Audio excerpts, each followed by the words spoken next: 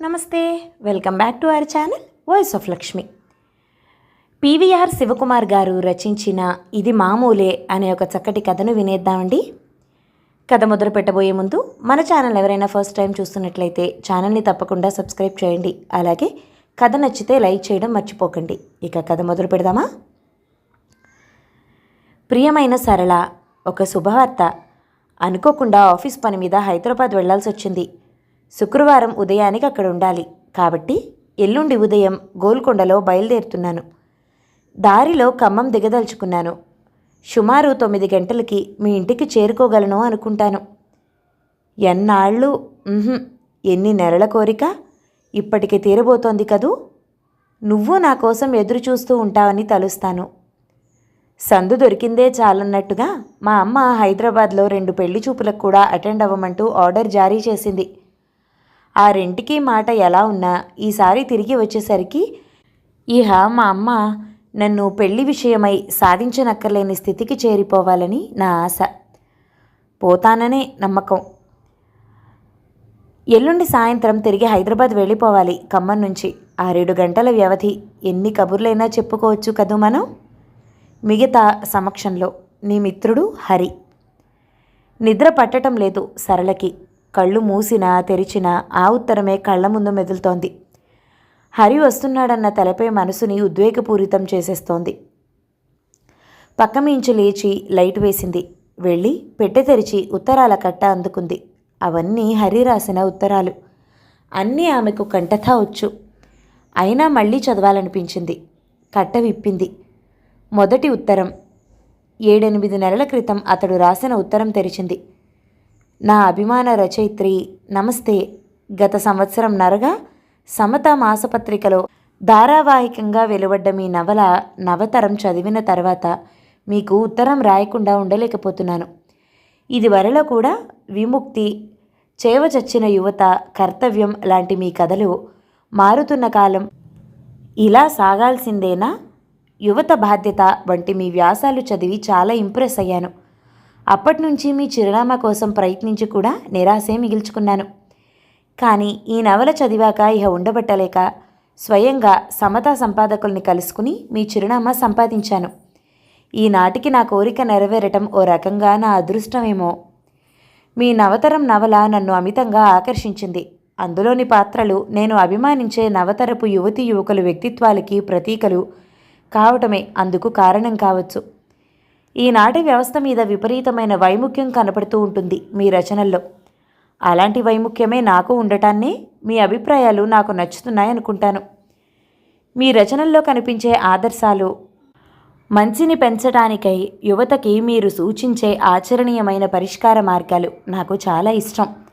మీకు అభ్యంతరం లేకపోతే మీతో పరిచయం పెంచుకోవాలని కోరే హరి. అదే వారి పరిచయానికి నాంది.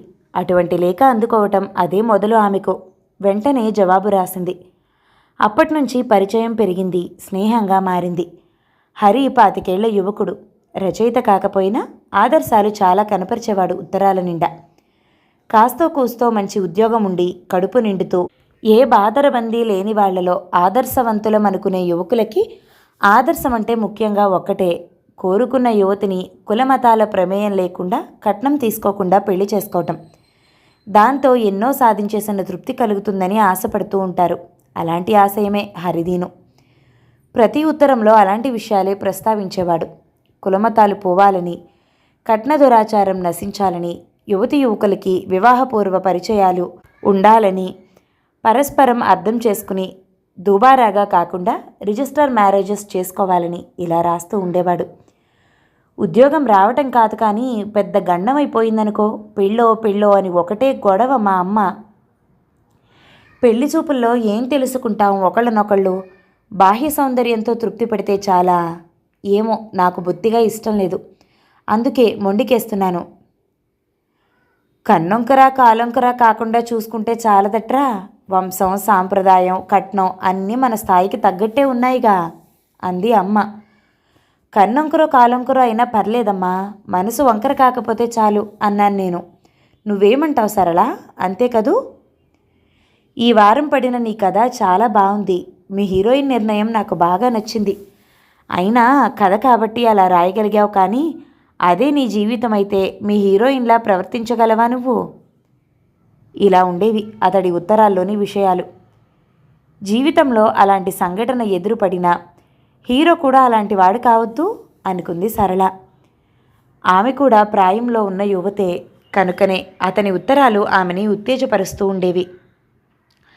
అంతకు ముందు దాకా తన జీవితంలో అసలు వసంతమంటూ విరుస్తుందా, వెన్నెలంటూ కురుస్తుందా? అందరమ్మాయిలలాగే తను ఓ యువకుణ్ణి చేపట్టి బ్రతుకు నందనం చేసుకోగలుగుతుందా? తన ఆశయాలకి అభిరుచులకి అనుగుణమైన వ్యక్తి జీవితంలో తారసపడతాడా అన్న శంకలతో కృంగిపోతూ ఉండే ఆమెకు హరి ఉత్తరాలు కొత్త ఆశల్ని కలిగించసాగాయి. అప్పుడప్పుడు నిరాశ మనసుని మళ్లీ మబ్బుల్లాగే కమ్మినా అతడి ఉత్తరాల్లో పరోక్షంగా ప్రస్ఫుటమయ్యే కోరిక ఆ మబ్బుల్ని దూదిపింజల్లా ఎగరగొట్టేసేది. తన మనసు అతనికిప్పుడు పూర్తిగా తెలుసు. తన ఫోటో అతను పత్రికల్లో చూశాడు.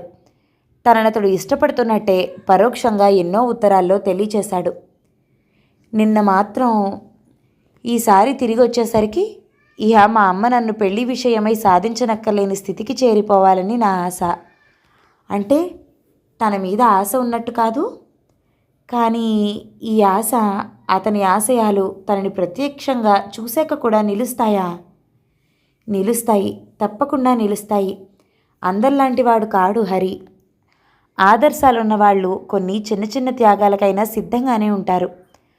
ఆ భావనలోనే ఊరట చెందింది సరళ. ఉత్తరాలన్నీ సర్దేసి లైట్ ఆరిపేసి పక్క మీదకి చేరింది. మధురోహల్లోనే నిద్ర పట్టేసింది ఆమెకు. మర్నాటి ఉషోదయం సరళకి నవోదయంగా కనిపించింది. 9 దాకా ఎదురు చూడటంతోనే గడిచిపోయింది. తండ్రికి తల్లికి చెప్పింది అతడు ఈవేళ వస్తున్నాడు అని. పాఠకుల ఉత్తరాలు అరుదుగా ఎవరైనా రావటం వాళ్ళకి కొత్త కాదు. అంతకు మించి అతడి గురించి అధికంగా ఆమె చెప్పనూ లేదు. అందుకే వాళ్ళకేమీ వింతగా అనిపించలేదు హరి రాక. ఇంటి ముందు రిక్షా ఆగటం కిటికీలో నుంచే చూసిన సరళ ఇంటి నెంబర్ సరిచూసుకుంటున్న హరిని తేలిగ్గానే పోల్చుకుంది. గబుక్కున నడవాలోకి వచ్చింది. రండి రండి, మీరు హరిగారు కదూ అంది అతడు మెట్లెక్కుతుంటే. అవును, మీరే కదూ సరళ? అవునండి, నమస్తే. 2 చేతులు ఎత్తి నమస్కరించింది సరళ. ఎదురు చూడని వింత జరిగినట్టుగా ఉలిక్కిపడి ప్రతి నమస్కారం చేశాడు హరి. నమస్తే. ఆమె వెనకే లోపలికి నడిచాడు. అతడిలోని తత్తరపాటు గమనించిన సరళ ముఖం క్షణం పాటు మ్లానమైంది. అంతలోనే తేరుకుని కుర్చీ చూపింది. తండ్రికి తమ్ముడికి అతన్ని పరిచయం చేసింది. ఇల్లు తేలిగ్గా దొరికిందా అండి అడిగింది. పర్వాలేదు, గుర్తుల్ని బట్టి రిక్షావాడే తీసుకొచ్చాడు వెలితిగా నవ్వాడతను. ఇంతలో చెల్లెలు కాఫీ టిఫిన్ తీసుకొచ్చింది. ఇప్పుడెందుకు సరళ? ఎందుకండి ఇవన్నీ మొహమాటంగా అన్నాడు హరి. ఎదుట పడగానే ఏకవచనం వదిలివేయనవసరం లేదండి, పర్లేదు, లైట్గా టిఫినేగా తీసుకోండి అంది సరళ. తమ్ముడు కాలేజీకి, నాన్నగారు ఆఫీస్కి అంటూ వెళ్ళిపోయారు. ఓ పావుగంట గడిచాక ఏవో ప్రశ్నలు అడుగుతోంది సరళ. ఎక్కడో ఆలోచిస్తూ జవాబులిస్తున్నాడు హరి. ఎన్నో మాట్లాడాలనుకున్నాడు. ఎంతో ఆశగా వచ్చాడు. ఏమి మాట్లాడలేకపోతున్నాడేం? తన మనసు ఇంత దుర్బలమా? మనసులోనే మదన పడిపోతున్నాడు. రాను రాను వాతావరణం వాళ్ళిద్దరూ ఆశించిన విధంగా ఆహ్లాదకరంగా కాకపోగా అమిత కృతంగా తయారైంది. 1 గంట గడిచిపోయింది. ఇక నేను వెళ్తాను, మరి ఒక ఫ్రెండ్ని కలుసుకోవాలి అన్నాడు హరి. అదేం, ఇక్కడుంటారనుకున్నాను సాయంత్రం దాకా బాధగా అంది సరళ. కనీసం భోజనమైనా చేసి వెళ్ళరు? సారీ, వాళ్ళింటికి భోజనానికే వస్తానని రాశాను. వీలైతే తిరిగి వెళ్ళే రోజు దిగుతానులేండి మీ ఇంట భోజనానికి ఇబ్బందిగా నవ్వుతూ అన్నాడు హరి. ఎలాగూ దిగడు అనుకుంది సరళ. మీ ఇష్టం మరి అంది పొడిగా. సారీ, వెళ్ళొస్తాను. ఎన్నో మాట్లాడాలన్నారు, అప్పుడే వెళ్ళిపోతున్నారు ఆపుకోలేక అనేసింది చివరిగా. అవును, ఎన్నో మాట్లాడాలనుకున్నాను, టైం లేకపోతోంది నవ్వు తెచ్చిపెట్టుకున్నాడు హరి. టైం లేకపోతుందా, మనసు రాకపోతుందా? మనసులోనే అనుకుంటూ దిగవిడిచింది అతన్ని. ఉత్తరం రాస్తారుగా తిరిగి మీ ఊరెళ్ళగానే? ఓ ఎస్ అన్నాడు హరి. అతడు రోడ్డు మలుపు తిరుగుతుంటే ఆమెకి గుండెలు పట్టేసినట్లయింది. అయిపోయింది, రావటము పోవటము కూడా అనుకుంటూ లోపలికి నడిచింది. 2 వారాలు గడిచిపోయాయి. హరి దగ్గర నుంచి ఉత్తరం రాలేదు సరళకి. వస్తుందన్న ఆశ క్రమంగా సన్నగిల్లిపోయింది ఆమెలో. ఇక రాదు, ఇదే చిట్ట చివరి లేఖ అనుకుంది. అతడు అంతకుముందు రాసిన ఉత్తరం 10వ మారు చదువుకుంటూ, ఈసారి తిరిగి వచ్చేసరికి ఇహ మా అమ్మ నన్ను పెళ్లి విషయమై సాధించనక్కర్లేని స్థితికి చేరిపోవాలని నా ఆశ. ఎన్నిసార్లు చదివినా అక్కడే ఆగిపోతున్నాయి కళ్ళు. లాభం లేదు హరి, ఐఎమ్ వెరీ సారీ, నిన్న స్థితికి చేర్చలేకపోయాను. మనసులు కలిసినా మనల్ని కలపలేని అంశాలు మరెన్నో. నువ్వు మాత్రం మామూలు మనిషివి కావు, ఆశయాలతో పాటు ఆశలు ఉండవు అనుకుంది. శిశిరం అంతమవుతూ ఉండగా వినవచ్చిన కోయిల పాటల ఆమె ఆశలు అంతమవుతూ ఉండగా వినపడింది పోస్ట్ మ్యాన్ పిలుపు. పరుగుతో వెళ్ళి అందుకుంది ఉత్తరాలు. అందులో హరి రాసిన కవరు ఉంది. కాదు, అది కాదు, చిట్ట చివరి లేఖ మళ్ళీ రాశాడు హరి. ఉద్వేగంగా అనుకుంటూ పర్రన చించింది సరళ ఆ కవర్ని. కాగితం బయటికి లాగటంతోటే మళ్ళీ తత్తరపాటు. ఏం రాశాడు, ఏం రాసుంటాడు? కళ్ళని అక్షరాల మీద పరుగులెత్తించింది. Dear sister. అదిరిపడి చివరి సంతకం చూసింది. అది రాసింది హరి కాదా అనుకుంటూ. బ్రదర్లీ యువర్స్ హరి అని ఉంది చివర్లో. డామిట్, ఎంత పిరికివాడివి హరి, ధైర్యం లేకపోతే పోయింది. వరసలు మారుస్తూ ఆత్మవంచన కూడా ఎందుకు చేసుకుంటావు? నేను నీకు చెల్లెల్నా? మొదట్నుంచి అలాగే భావించి రాశావా ఉత్తరాలన్నీ? వద్దులే హరి, ఇంతటి దౌర్భాగ్యురాలైన చెల్లెలు కూడా వద్దు నీకు. ధారాపాతంగా కారుతున్న కన్నీళ్లలో మిగతా ఉత్తరం చదివే శక్తి కూడా లేక లోపలికి వెళ్ళి మంచం మీద కూలబడిపోయి ఉన్న ఒక్క చేతిలోనే ముఖాన్ని దాచుకుంది. మణికట్టు మీద చిన్నప్పుడే లేచిన కురుపుకి జరిగిన ఆపరేషన్లో ఎడమ అరచెయ్యి కోల్పోయి 2 చేతుల్లో ముఖాన్ని దాచుకోగలపాటి అదృష్టానికి కూడా నోచుకొని సరళ. కథ సమాప్తం. ఈ కథ గనక మీకు నచ్చినట్లయితే లైక్ చేయండి, షేర్ చేయండి, మంచి కామెంట్ చేయండి. మన ఛానల్ని తప్పకుండా సబ్స్క్రైబ్ చేయండి. Thank you so much for watching. నమస్తే.